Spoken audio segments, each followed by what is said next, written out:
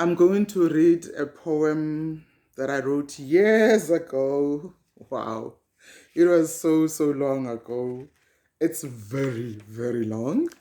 It's actually not just a poem, it's a combination of poetry and storytelling.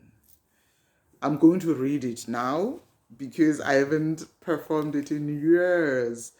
I actually wrote it and made it part of a play I toured the Eastern Cape with called Unonjatyambo the Rainbow Princess, which is a story that I am publishing very soon. Right now, it's sitting with the editor for final touches, and then it's gonna go to the next level. I'm just going to read a part of it, not the whole thing. It's Heritage Month, so let's tease. Remind me and I will remember. I remember Ayewu. I remember Eastern Cape, its wind-swept hills and whistling valleys, its ice-cold sweet waters, laced with earthy, rusty aroma. I remember Ayewu. I remember Eastern Cape, with its bareback horse-riding men, its women with big washing bundles balanced systematically on their heads, numerous housewives with big wood bundles skillfully placed on their heads too, newlywed grooms showing off their nice, elegant cut tweed jackets from Johannesburg, young Makotis busy collecting freshly dropped dung to paint their newly built houses. I remember Eastern Cape. I remember Hewu. Its narrow paths charmingly leading you to the river. At the riverside, young maidens teaching each other the enticing, titillating, hip-swaying sensual dance, ukujijimba. Young boys competing to see whose Isakweba will hit a bird first. Smaller ones teaching themselves to whistle.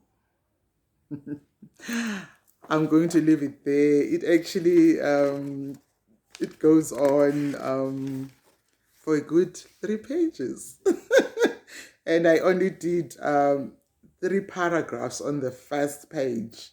And on the first page, I've got how many more? One, two, three, four, five. So yeah, it's quite something. In case you're wondering why the Eastern Cape is my paternal parents' home, which then becomes my paternal home. My maternal family's home is Matatiele.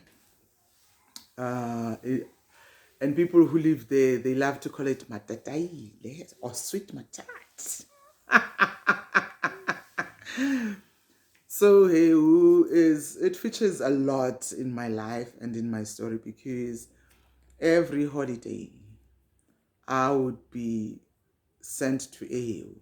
My mom would bundle us up and take us to a farm, and that is where my grandparents lived.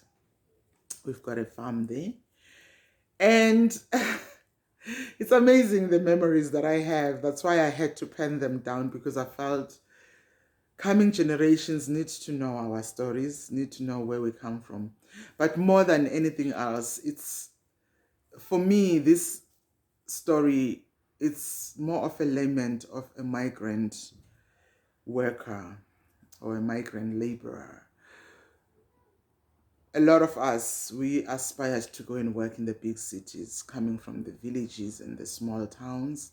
We aspired to go and live in those big cities and work and earn a living.